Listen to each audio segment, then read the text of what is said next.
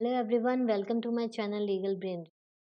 तो आज जो हम इस वीडियो में डिस्कस करेंगे वो है format for paper 2 company law for CS executive newsletter. ठीक है।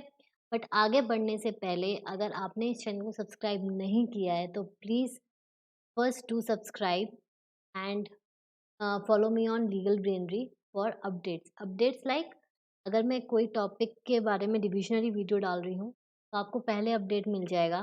सेकेंडरी आप उस पर डीएम करके अपनी जो डाउट्स हैं और जो क्वेरीज हैं वो आप मुझे वहाँ से कनेक्ट कर सकते हो। ठीक है। तो आज हम स्टार्ट करते हैं कंपनी लॉ का पेपर फॉर्मेट। देखो, सबसे पहले जैसे आप सीएस एग्जीक्यूटिव न्यू सिलेबस में हो, ठीक है, आपको सबसे पहले ये जानना है कि पर्पस क्या है उसका कंपनी लॉ का।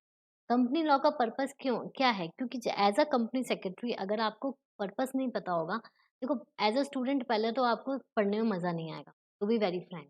ठीक है। कोई भी चीज़ पढ़ोगे तो आपको उसका पहले पर्पस और एक आउटलुक पता होना चाहिए, क्योंकि वो आपको हेल्प करेगा उस एक फ्लो में जाने के लिए, उसको रीड करने के लिए, उसको याद करने के लिए। ठीक है। सेकेंडली, अगर आप एक कंपनी सेक्रेटरी बन चुके हो, अगर आपको कंपनी लॉ की ही डीप नॉलेज नहीं होगी, तो फिर आप अपने जो आपके प्रोजेक्ट्स आएँगे, जो आपके पास क्लाइंट्स आएँगे, आप उनको कैसे वो कर पाओगे कि हाँ, एश्योर कर पाओगे। ठीक है। तो सबसे पहले तो पर्पस क्या है, आपको कंपनी लॉ इन डेप्थ पता होना चाहिए। ठीक है। प्रोफेशनली तो ये बहुत एक बड़ी मैंडेटरी चीज़। ठीक है। सेकेंडली देखो, मैं आपको एग्जांपल्स देके समझाती हूँ। अगर आपके पास मिस्टर ए आए, ठीक है, उन्होंने आपसे बोला कि मुझे पब्लिक कंपनी बनानी है, पब्लिक कंपनी फॉर्म करनी है, तो उसकी क्या रिक्वायरमेंट्स हैं, क्या लीगैलिटीज़ हैं, क्या कंप्लायंसेस हो सकते हैं, तो आप मुझे प्लीज़ बताइए और मुझे पूरा स्क्रैच से जेड जी तक मुझे पूरा चाहिए। क्योंकि ऑब्वियसली आप उन्हें आधा काम करके दोगे तो वो आपके पास क्यों आएँगे? ठीक है? तो उन सब चीज़ों के लिए अपने प्रोफेशनली प्रोजेक्ट्स को अच्छी तरह सक्सेसफुल करने के लिए you should know a deep knowledge of this subject company law. ठीक है? अब हम इसका पैटर्न डिस्कस करते हैं। पैटर्न इसमें 3 सेक्शंस हैं। ठीक है? मतलब 3 पार्ट्स हैं। इसमें आपके 3 पार्ट्स हैं। Part part 1, part A, part B and part C. ठीक है। पार्ट ए आपका 50 मार्क्स का है, वेटेज 50 मार्क्स की है। पार्ट बी की जो वेटेज है वो है वो है आपकी 40 मार्क्स की। ठीक है। और ये है आपकी 10 मार्क्स।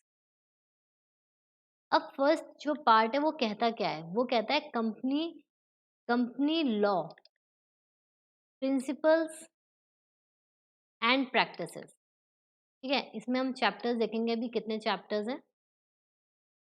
फिर सेकंड आपका सेग्रीगेशन जो है वो है आपका कंपनी एडमिनिस्ट्रेशन एंड मीटिंग्स। मतलब जो बोर्ड ऑफ डायरेक्टर्स होते हैं या जो मीटिंग्स होती हैं, meetings like virtual meetings and general meetings, board meetings, ये सारी उसमें कवर है, 40 मार्क्स। एंड थर्ड है आपका company secretary as a profession.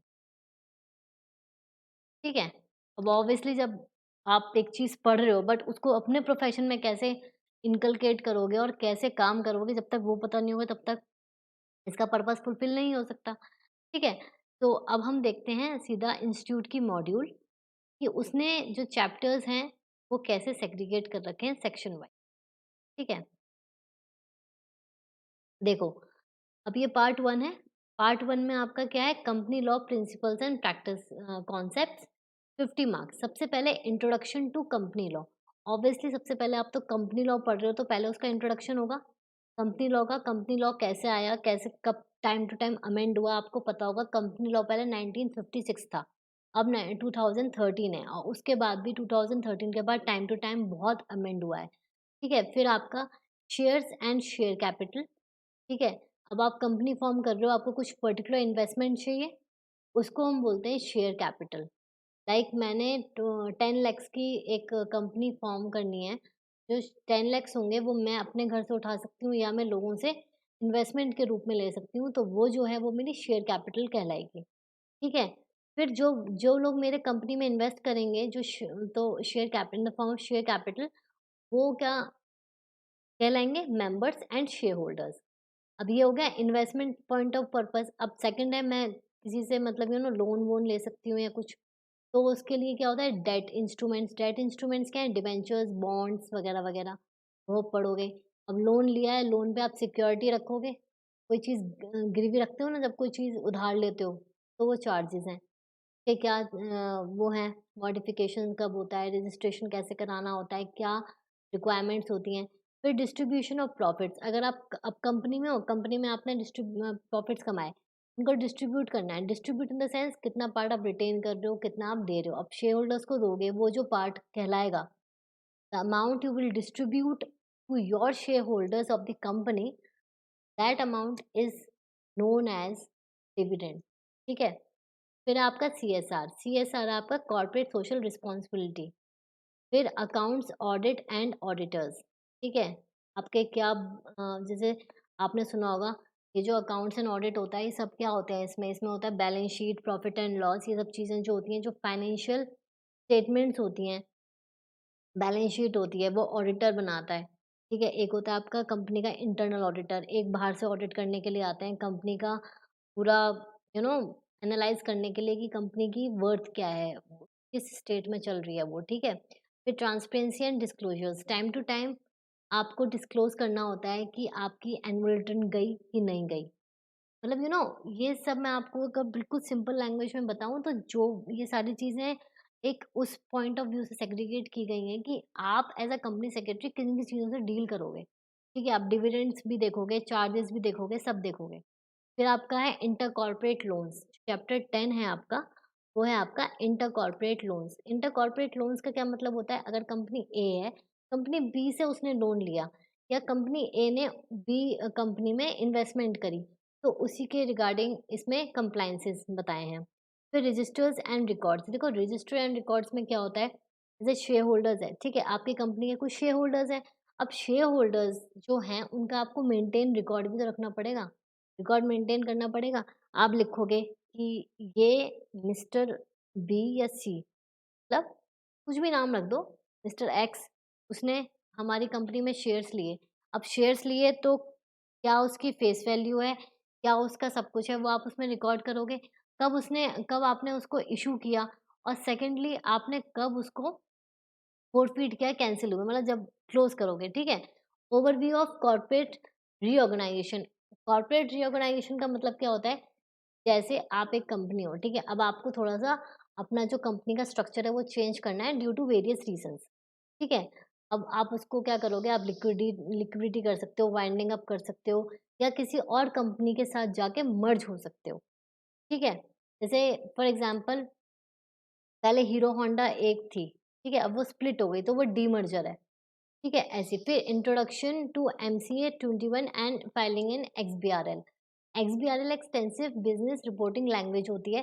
जो आपके ये अकाउंट्स हैं, फाइनेंशियल स्टेटमेंट्स हैं, उनको आप कैसे एमसीए पे वो करते हो। देखो आईसीएसआई जो है ना हमारा इंस्टीट्यूट, वो आता है एमसीए के अंडर। ठीक है, अब एमसीए की जितनी भी प्रैक्टिकल चीज़ें होती हैं, जो सर्विसेज वो प्रोवाइड करता है, जो हम कंपनीज को फॉलो करना होता है, उसके बारे में इन डिटेल्ड मैंने एमसीए की जो ट्यूटोरियल वीडियो है वो आप मैं अपने चैनल पे अपलोड करी है। देखो इन माय व्यूज़, ठीक है? इन माय व्यूज़ क्या होता है ना कि जैसे आप स्टार्ट किया आपने, आपके लिए जो कंपनी लॉ है वो बिल्कुल एक रॉ फॉर्म है, ठीक है? आपको नहीं पता, आप सिर्फ़ एक लर्निंग स्टेज में हो, आपको डेली एक नई चीज़ पता लग रही है। बट हो सकता है और नहीं भी हो सकता है कि ये जो हम पढ़ रहे हैं, क्या वो वैसे के वैसे ही प्रैक्टिकली फ़ॉल होता है या नहीं होता, इन प्रैक्टिकल लाइफ़। तो उस चीज़ के लिए आप मेरा सजेशन है कि आप अगर एमसीए की साइट पे जाके देखोगे, आई नो आपको अभी समझ नहीं आएगा, बट उसी के लिए मैंने ट्यूटोरियल वीडियोज़ अपलोड करी हैं, बिकॉज़ मुझे पता है कि ये चीज़ स्टूडेंट्स को मतलब परेशान करती है। आप अभी ये सोच सकते हो कि ठीक है क्या करना, हम थ्योरी समझ रहे हैं, हम पढ़ रहे हैं, बट आपको नहीं पता, आप जस्ट अपना सीएस एग्ज़ीक्यूटिव पास करके you will join training, you will do management training, और वहाँ जाके आई एम टेलिंग यू, कोई भी एम्प्लॉयर अपने इंटर्न को नहीं सिखाता। आप पे सिर्फ़ काम का प्रेशर दिया जाता है, आप काम करो, काम करो, काम करो। आप सीखते नहीं हो और वो इतना टीडियस जॉब होता है ना, इट्स बेटर कि आप अभी पढ़ते-पढ़ते टाइम के साथ सिर्फ़ आपको आधा घंटा निकालना है। जो भी आपने आज टॉपिक पढ़ा, बस उसको जाके देखो कि आप कैसे उसको एमसीए की साइट पर देख सकते हो, दैट्स इट। तो एक तरीके से जो आपका सबकॉन्शियस माइंड है, वो उसमें चीज़ रिटेन हो जाएगी, ठीक है? और आगे जाके आपको थोड़ी कम मुश्किल आएगी, ठीक है? वो ऑल टुगेदर आपके लिए वो भी चीज़ नई होगी बट स्टिल आपको थोड़ा बेटर पोज़ीशन में होंगे आप, ठीक है? फिर आपका चैप्टर 12 है global trends and developments in company law. अब हमारी जो कंपनी लॉ है वो इंडिया बेस्ड है, इंडिया के रेगुलेशंस हैं, सब कुछ है, बट ग्लोबली क्या जाता है जैसे कि अब हमें एक फॉरेन कंपनी के साथ डील करना है, तो उसकी भी तो हमें चीज़ें पता होनी चाहिए ना, वहाँ पे क्या सिनेरियो है। तो ये सब पार्ट ए में आपका गिवन है consisting of 14 chapters. Now second is part B 40 marks का है, जिसमें कि आपका एडमिनिस्ट्रेशन से एडमिनिस्ट्रेशन से रिलेटेड है। लाइक देखो, अब हमें पता है कंपनी जो एक आर्टिफिशियल पर्सन है, उसको रन करने के लिए कौन चाहिए? उसको रन करने के लिए रियल पीपल चाहिए, एडमिनिस्ट्रेशन चाहिए, बोर्ड ऑफ डायरेक्टर्स चाहिए, सब चाहिए। तो उसमें इस सेक्शन में पर्टिकुलरली हम यही देख रहे हैं, ठीक है? Board constitution and it parts, directors, KMP, meetings of boards and committees, journal meetings and virtual meeting, ठीक है? तो ये सब चीज़ें इसमें गिवन हैं कि बोर्ड कैसा होना चाहिए, कैसे कॉन्स्टिट्यूट करना चाहिए, क्या उसकी पावर्स हैं। अगर आप बोर्ड मीटिंग की बात कर रहे हो तो बोर्ड मीटिंग आपकी कितने टाइम में होनी चाहिए, 1 साल में particularly number of board meetings कितनी होनी चाहिए, एक बोर्ड मीटिंग और दूसरी बोर्ड मीटिंग में क्या गैप होना चाहिए मैंडेटरी। तो देखो ये सब चीज़ें हैं जो रेगुलेशंस में हैं और आप एक कंपनी से जब जुड़ोगे आपको डे टू डे ये सब चीज़ें पड़ेंगी। तो ऐसे ही जो बच्चे सोचते हैं कि थ्योरी है अब पढ़ लेंगे, लेकिन सबसे ज़्यादा काम तो आपको प्रैक्टिकल लाइफ में इसी पे करना है ना। तो अगर आप आज ध्यान दोगे, कल कोई सपोज़ अपडेट आई, तो आप कम से कम रिलेट तो कर पाओगे कि पहले क्या था और अब क्या था, ठीक है? तो ये सब चीज़ें उस चीज़ के लिए बहुत इम्पोर्टेंट है और तभी मैंने आपको कहा था कि एमसीए की साइट पर जाकर थोड़ा-थोड़ा देखो। मैंने एमसीए पे सीएसआर की वीडियो अपलोड की हुई है। 10 एपिसोड्स हैं, उसमें आपको हर एक चीज़ कवर किया है मैंने from scratch to end like from company incorporation to the end, ठीक है? तो इसमें कितने चैप्टर्स थे आपके? इसमें आपके 15 टू 20 थे ना? 14 चैप्टर्स तो उसमें थे और हाँ, 15 टू 20 आपके इसमें हैं। और आपके 3 चैप्टर्स लास्ट कंपनी प्रोफेशन में है। कंपनी प्रोफेशन कैसे आया? कौन-सा एक्ट से गवर्न होता है? That is company secretaries act 1980। Then उसके क्या प्रोसीजर्स हैं? क्या बोर्ड है? कैसे फॉर्म होता है? क्योंकि हर एक चीज़ को करने के लिए अगर कोई रेगुलेशन है तो पूरी एक बॉडी फ्रेमवर्क है। ठीक है? तब आप चलते हो। अब मैं आपको ना थोड़ा-सा बता देती हूँ। पहले मैं हाँ, मैं आपको इसका क्वेश्चन पेपर दिखाती हूँ जो लास्ट ईयर 2019 का है। देखो, पार्ट ए आपको मैंने बताया 50 मार्क्स का है। 50 मार्क्स में आपको फर्स्ट क्वेश्चन मैंडेटरी है, कोई चॉइस नहीं है। 4 पार्ट्स हैं, 5 मार्क्स ईच, तो कितना हो गया 20 मार्क्स का हो गया, 4 इंटू 5 20 मार्क्स का हो गया। सेकंड आपका क्वेश्चन 2 है जिसमें कि आपको चॉइस मिलती है। क्वेश्चन 2 कर लो या क्वेश्चन 2 ए कर लो और वो है पूरा आपका 15 मार्क्स का। Like E 5 parts of 3 each 15 marks हो गए, ठीक है? फिर सेकंड है आप इसमें चॉइस मिल गई, ये भी आपका 15 मार्क्स का है चॉइस। फिर पार्ट सेकंड स्टार्ट होता है। 2 क्वेश्चन हो गए ना, आपका ये थर्ड चला गया ऊपर 1 सेकंड। 2 में तो आपकी चॉइस थी और थर्ड आपका क्वेश्चन ये हो गया। इसके भी कितने पार्ट्स हैं? इसके इसके 3 पार्ट्स हैं, 5 मार्क्स ईच तो 15 मार्क्स हो गए। तो फर्स्ट क्वेश्चन आपका 20 मार्क्स का था, सेकंड और थर्ड आपको करना है 15-15 ईच, ठीक है? तो आपका हो गया टोटल 50 मार्क्स। अब सेकंड पार्ट हमारा स्टार्ट होता है। सेकंड पार्ट में आपका क्वेश्चन ए है, जो आप क्वेश्चन ए सॉरी क्वेश्चन 4 है। क्वेश्चन 4 का कितने पार्ट्स हैं? 4 पार्ट्स हैं। 4 पार्ट्स हैं ऑफ 5 ईच तो 20 मार्क्स हो गया। अब क्वेश्चन 5 में आपका इसमें चॉइस गिवन है। वो भी आपका 20 मार्क्स का है। उसमें फ़र्क इतना है कि वो ई पार्ट है, तो वो 5 4 जा 20 हो गया और इसमें चॉइस गिवन है। सेकंडली ये मैंने आपको बताया था एडमिनिस्ट्रेशन में इसका, तो उसके सारे क्वेश्चंस होंगे। तो आपका 4 एंड 5 2 क्वेश्चंस आपके इसमें, ठीक है? इसमें कि 5th क्वेश्चन में आपकी चॉइस होगी। थर्ड पार्ट आपका 6th पार्ट है, 6th क्वेश्चन है, 2 पार्ट्स हैं, 5 marks each, no choice, nothing, you have to attempt these questions consisting of 10 marks. ठीक है, अब एक बार हम अपना देख लेते हैं चार्ट फॉर्म में कि हमने कैसे करना था। देखो, ये आपका 50 मार्क्स का था, ठीक है? 50 मार्क्स का था, इसमें चैप्टर्स कितने थे 1 टू 14, ठीक है? इसमें आपके चैप्टर्स थे वो थे 15 टू 20 और 21, 22 एंड 23 3 चैप्टर्स जो थे वो आपके इसमें थे। टोटल आपके कितने चैप्टर्स हो गए? 23 चैप्टर्स। टोटल चैप्टर्स वो आ गए आपके 23 चैप्टर्स, ठीक है? फिर उसके बाद हमने क्वेश्चन पेपर एनालिसिस किया। क्वेश्चन पेपर में हमने क्या देखा, उसके फॉर्मेट में क्या गिवन है। जैसे पार्ट ए है तो आपको क्वेश्चन 1, क्वेश्चन 2 और क्वेश्चन 2A और क्वेश्चन 3। आपको पार्ट ए में से 3 क्वेश्चंस आएंगे। Question 1 consist of what 25 marks और ये आपका 15 मार्क्स और ये आपका 15 मार्क्स। टोटल कितना हो गया आपका 50 मार्क्स, सॉरी 20 मार्क्स है, ठीक है? ये 20 मार्क्स है, 30-30 आपका हो जाएगा 50 मार्क्स। डन। अब आपका सेकंड पार्ट आया 40 मार्क्स। इसमें आपका क्वेश्चन 4, क्वेश्चन 5 और क्वेश्चन 5A, ठीक है? ये आपका 20 मार्क्स का, ये आपका 20 मार्क्स का, टोटल हो गया आपका 40 मार्क्स। और फिर आपका ये आया लास्ट क्वेश्चन 6 के 2 पार्ट्स आएंगे आपके, 5 मार्क्स और 10 का टोटल। तो ये आपका पूरा फॉर्मेट है of company law subject and it's question paper, ठीक है?